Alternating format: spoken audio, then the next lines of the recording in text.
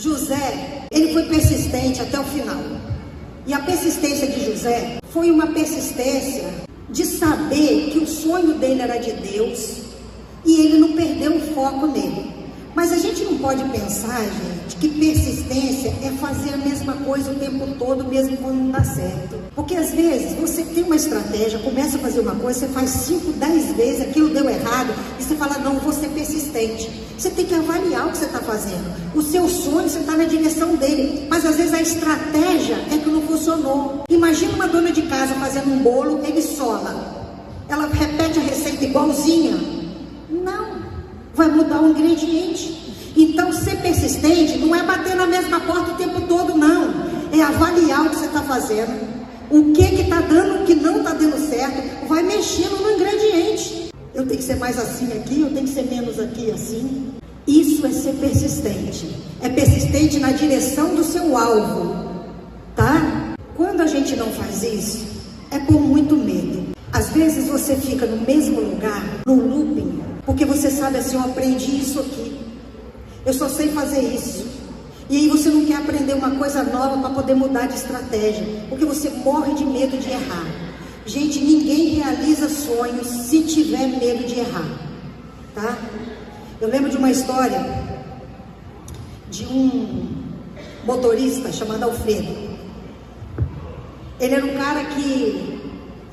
ele era ousado, ele era motorista, mas era um cara que aprendia. Ele levava um cientista há 20 anos para os lugares onde o cientista tinha que ir.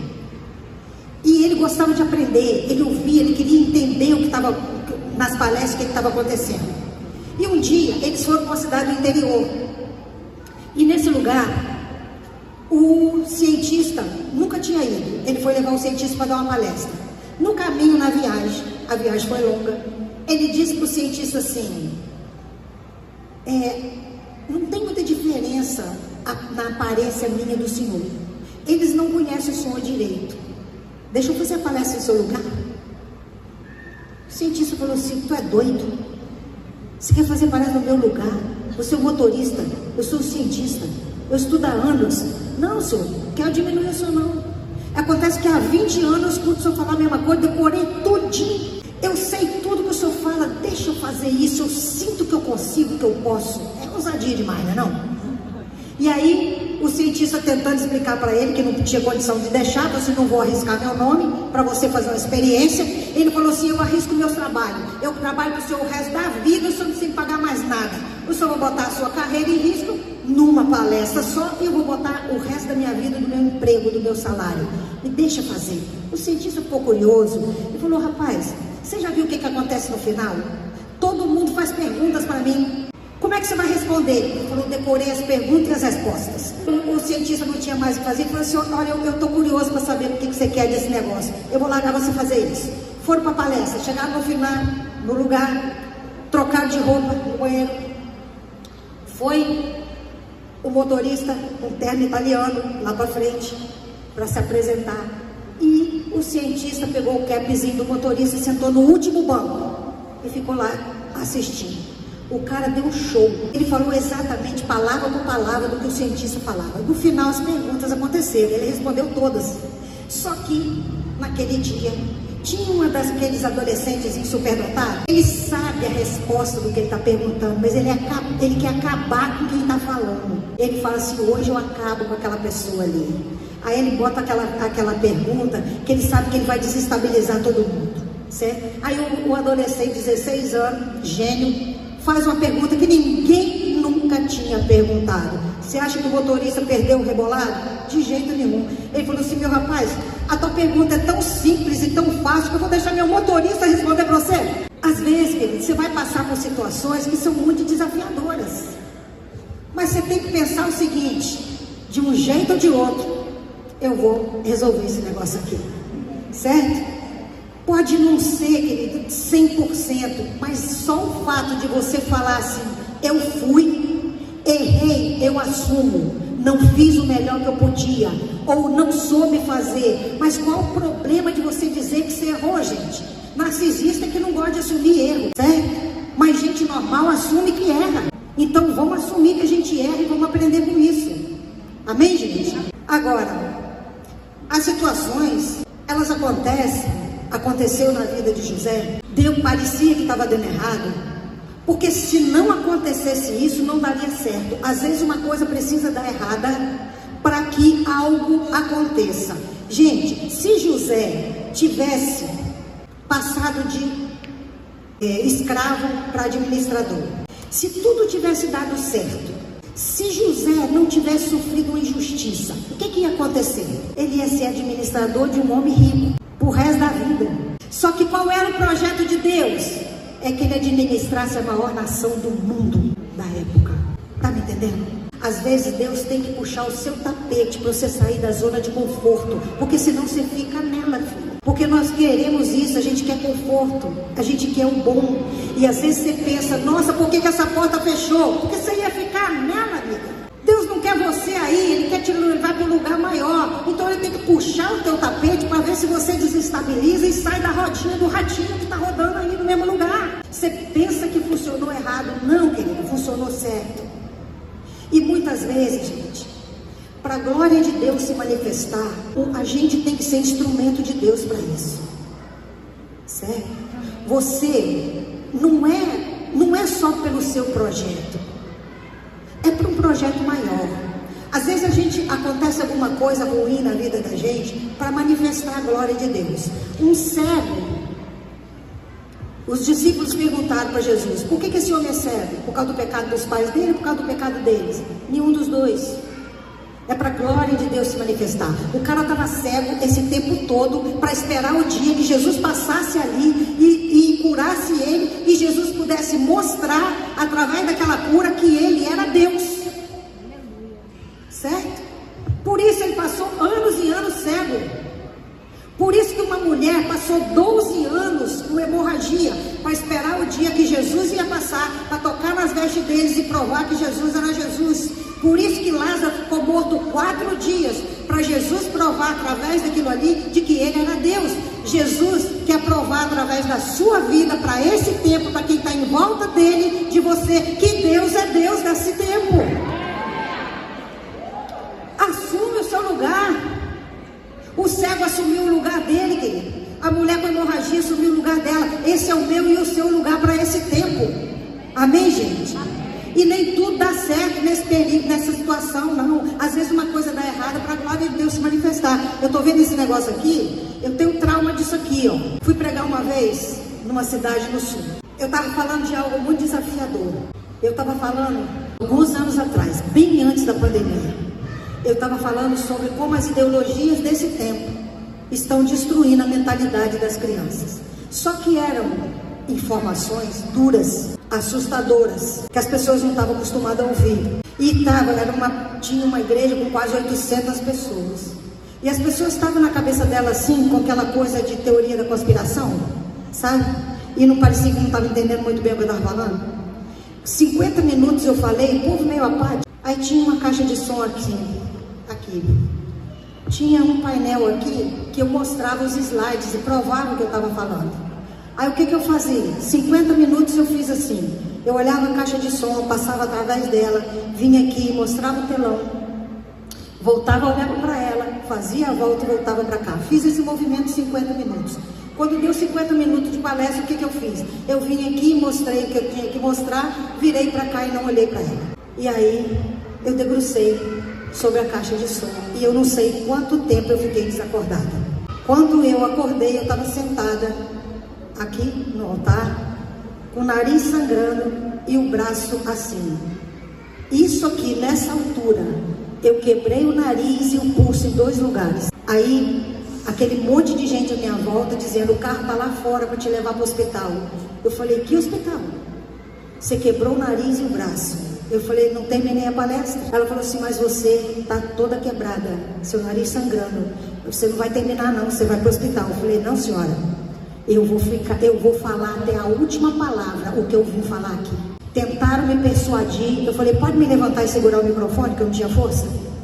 Aí pedi para segurar o microfone para mim, alguém segurou, e eu terminei de falar. Quando eu fiquei de pé, tremendo muito, com ela segurando o microfone e eu segurando o braço, tinha um cara sentado primeiro na primeira cadeira, ele deu um salto, veio aqui e pegou uma tipóia novinha, lacrada, tirou o lacre e amarrou no meu braço. Até hoje eu não entendi por que alguém leva uma tipóia para a igreja.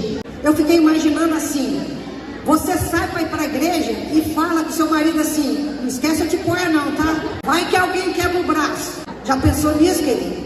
Ninguém nunca pensou nisso. Eu não sei por que Deus botou no coração daquele homem, ele levou a tipóia para a igreja, certo? Aí ele botou a tipóia, eu terminei aqueles 10 minutos da palestra, as pessoas entenderam que eu estava falando de algo que o inferno estava desafiando, mas eu precisei cair, quebrar o pulso e quebrar o nariz.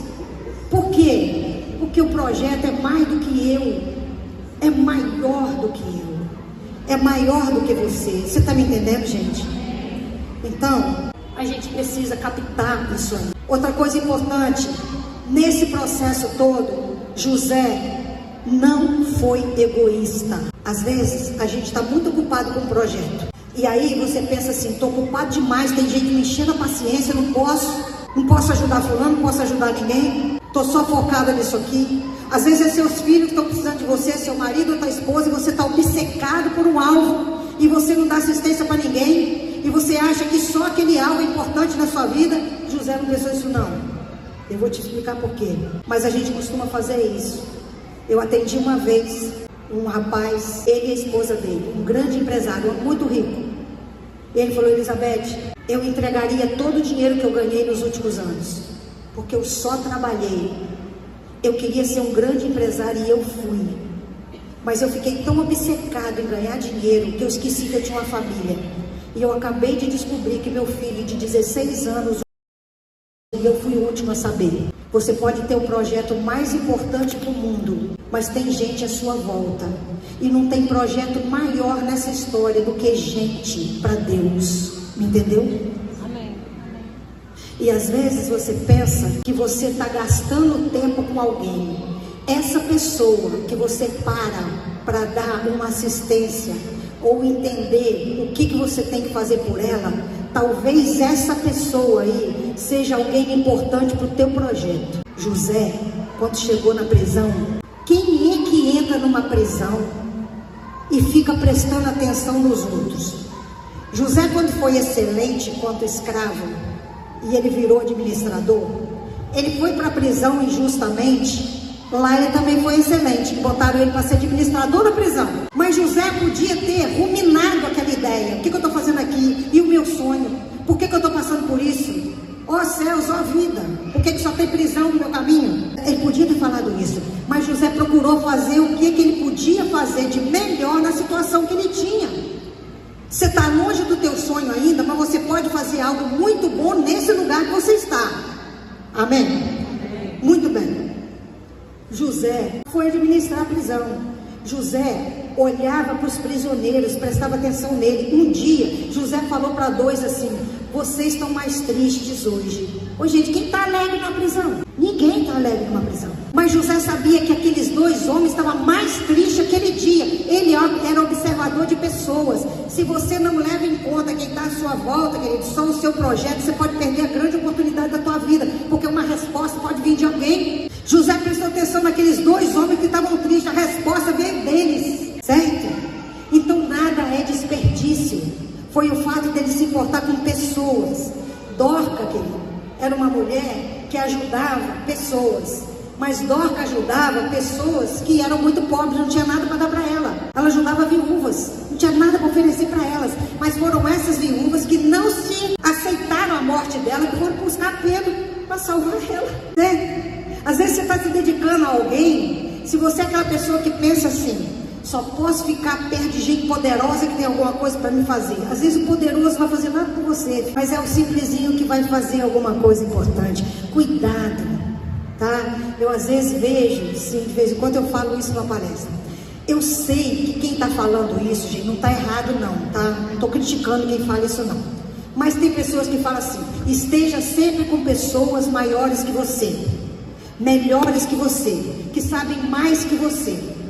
Pessoas, a gente tem que ser sábio e tá com gente mais sábio que a gente. Aí eu penso assim: Se é sabedoria, você está com alguém maior do que você, se eu ficar com alguém maior que eu e ele for mais sábio, então ele não quer ficar comigo. Se é sábio, está com alguém melhor do que eu. Essa pessoa é sábia, ela quer ficar com alguém maior que ela. Ela não vai querer ficar comigo. Então eu não vou achar quem é que vai ser sábio o suficiente. A gente precisa estar no meio de gente que é amigo de Deus. Porque se for amigo de Deus, rico ou pobre, sempre vai ter alguma coisa para acrescentar na sua vida. Certo? Então não descarte pessoas. José se importava com gente e isso mudou a vida dele. O mundo, gente, ele não gira em torno da nossa dor, não. Tá? Às vezes a gente pensa isso. Se você pensa que não vai se importar com os outros, só se vai se dedicar ao seu sonho, você não entendeu que o sonho não é só sobre você. O sonho é sobre Deus. É sempre sobre Deus, não é sobre nós. José não foi governador do Egito porque Deus falou assim: gostei desse menino, achei esse menino legal, mais bonito que os outros, botar esse menino para ser grande. Aí você tem uma capacitação, você percebe que você é uma pessoa que tem muitos talentos, muitos dons para fazer alguma coisa, e você sente assim: eu consigo fazer isso, Deus te deu isso aí. Aí você pensa assim: nossa, Deus me capacitou para algo muito grande. Por que Ele te capacitou, querido? Só porque Ele gosta mais de você do que de mim? Não, amiga. Porque Ele é misericordioso, Ele escolheu você, te deu esse dom para quê? Para algo, para Ele, não é para você não, certo? Aí tem gente que fala assim: eu mereço, é meu, eu sou mais importante. Não é não, filho. Nós somos tão importantes aqui, ó, todo mundo com a mesma importância. Importante mesmo é Jesus, tá certo? Nós estamos aqui para fazer aquilo que Ele quer, para exaltar a obra dele. José foi colocado lá naquele lugar, não é porque os olhos dele eram mais bonitos que os olhos dos irmãos, não. É porque Deus escolheu ele para trazer aquele povo de Deus para ser salvo. É o que eu tinha falado antes. O dom que Deus te deu não foi só porque Ele gosta mais de você do que de mim, não. É porque você foi escolhido para um projeto maior. E é uma honra você saber que Deus te chamou para um projeto dele, não seu. É ou não é? Você saber que o projeto não é seu, você é instrumento de Deus para um projeto maior do que você, isso não é mais bonito do que ser um projeto seu? Então vamos levar isso a sério. Agora, para finalizar, não culpe os outros pelos seus fracassos. Eu sou psicóloga há 40 anos, eu trato de pessoas há 40 anos. E eu sei o quanto nossas tragédias do passado, elas estão interferindo hoje na nossa vida. Quantas coisas da nossa infância, quantas palavras de maldição você ouviu, de que você não prestava, você não era ninguém, você não era importante, adiantava você estudar porque você era burra, você era incompetente, ou não te amaram, ou não te reconheceram, você cresceu com a autoestima lá embaixo. Aí alguém vê o talento que você tem, mas você não consegue enxergar. José tinha trauma de infância, gente. José foi jogado pelos irmãos, foi dado por morto. O pai dele achava que ele tinha morrido. José perdeu uma família inteira. Ele estava só no mundo. Você entende isso? Isso é traumatizante. Os próprios irmãos jogar no fundo do poço, tentar matar e depois, para não matar, vender como escravo. Imagina você passando por isso. Não tinha ninguém para te salvar. Isso é traumatizante. José tinha os traumas dele. Eu e você temos nossos traumas. Não pensa você que basta ter fé e a gente entrega tudo para Deus e Deus resolve trauma, não. A gente tem que procurar ajuda, gente. Aí você pode perguntar assim: ah, mas lá o José não tinha psicólogo. Naquela época não tinha anestesia geral. Você vai para cirurgia sem anestesia geral?